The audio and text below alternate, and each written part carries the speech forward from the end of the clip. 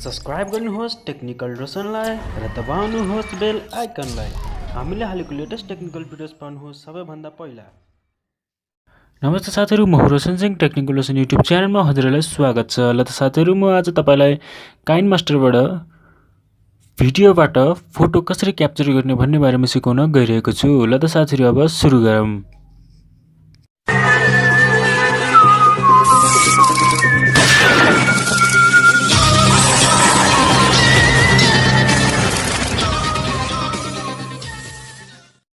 साथीहरु, पहिला सुरु तपाईले आफ्नो मोबाइलमा भएको काइन मास्टर एप्लिकेसन ओपन गर्नुहोस्।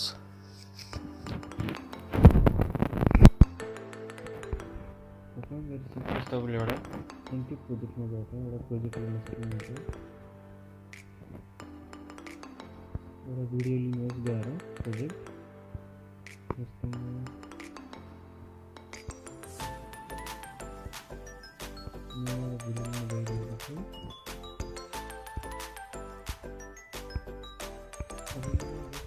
को क्याप्चर निकाल्नु पर्यो भने मैले के गर्छु भने सिम्पली यो भिडियोमा क्लिक गर्नुहोस्।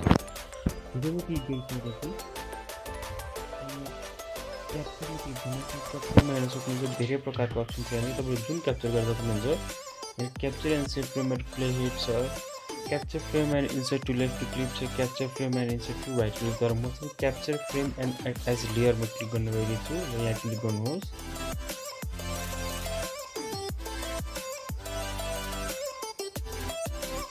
यहाँ हेर्न सक्नुहुन्छ मैले क्याप्चरलाई क्याप्चर गरिसकेको छ। हेर्नुहुन्छ भिडियो र फोटो एउटै देखिरहेको छ तपाईलाई। अब मैले फुल गर्ने छु। यसरी नै तपाईले अब भिडियोबाट सजिलै काइन मास्टरबाट सजिलै फोटोहरु क्याप्चर गर्न सक्नुहुन्छ। हस्त साथीहरु, आजले यति नै। यस्तो लेटेस्ट टेक्निकल भिडियोज लिएर म फेरि पनि आउने नै छु।